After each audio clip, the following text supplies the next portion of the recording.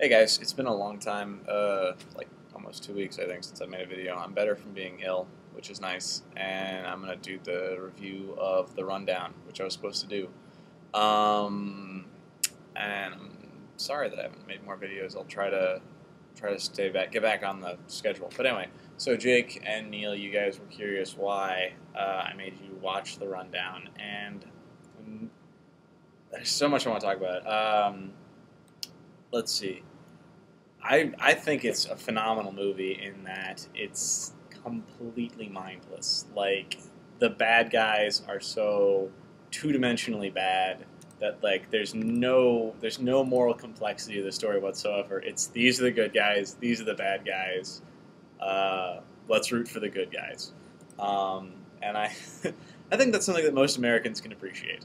Um, Neil or Jake, you mentioned that The Irishman had the worst Irish accent in the world.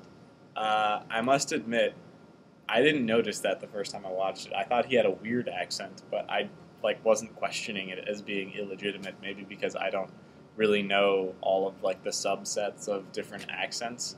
Um, but yeah, watching it the second time and having you say it was the worst Irish accent of all time, or not the second time, like watching it after I had watched your video, it occurred to me that that was probably a less than genuine Irish accent, um, to say the least.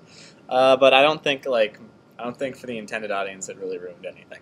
Um, and the intended audience wasn't, I don't think, England. I mean, in my opinion, most movies that come out of the UK and Britain tend to be a little more. I don't know. Eddie Izzard said something about it.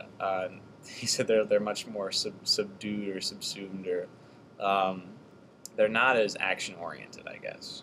And so I don't think that was who this movie was marketed towards. But anyway, so probably one of my favorite characters is the Christopher Walken character, and you didn't like him, and I liked him because he is like he thinks that he, on the one hand, is God, and on the other hand, he thinks he is this innocent child who deserves everything that he has. Um, I love his little tooth fairy analogy because he's talking to these immigrant, like Brazilian workers about how like he's like saying this metaphor about how they've taken his tooth before the tooth fairy could come, and it's like you're running a blood diamond mine. Like, are you serious? You're this innocent child who is waiting for the tooth fairy to give you money. Like, it's something that I was extremely amused by. You clearly didn't understand it or didn't like it, or I'm not sure. I don't remember what wording you used, whether it just didn't click with you. But I thought that that was really funny. I thought that was a really funny moment in the film when he's trying to explain to these people what the tooth fairy is, and then they're trying to translate it. Uh, as far as like you talking about the theme or the cinematography of the movie, how it couldn't decide what it wanted to be. I will agree. In the beginning, they did the whole like fast cuts to all the football players to sort of build The Rock up as being like, this ultimate badass who could take out an entire football team in a club. Um, I thought that was sort of supposed to be developing his character and that he didn't want to do those things, but he was caught in this situation that was forcing him to hurt people for this other guy because he was in debt, or something like that. But yeah, I will agree that that was sort of weird that they did that then and they didn't do that ever again in the rest of the movie. I didn't mind that because I thought that that was like the right amount of that, because if they had done that for the entire movie, it would have gotten really annoying. Um, so yeah, I don't know.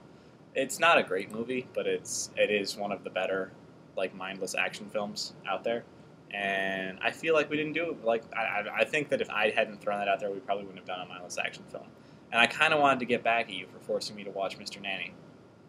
Uh, Interesting tidbit: I did not know that The Rock was doing his special wrestling moves in that club scene.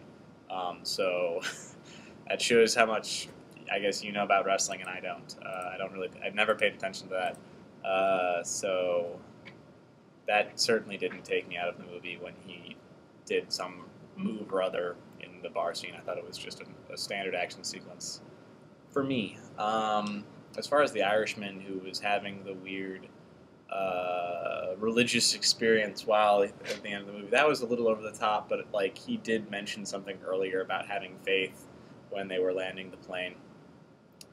But there was just like so many little things in the movie, like when the bulls rush in and Christopher Walken's like, that's a lot of cows, and that's like, it doesn't take itself seriously. It's trying to be over the top. It's trying to be ridiculous, and I like that about it. I mean, I would say that my least favorite parts are the monkey scenes, any scene involving the monkeys.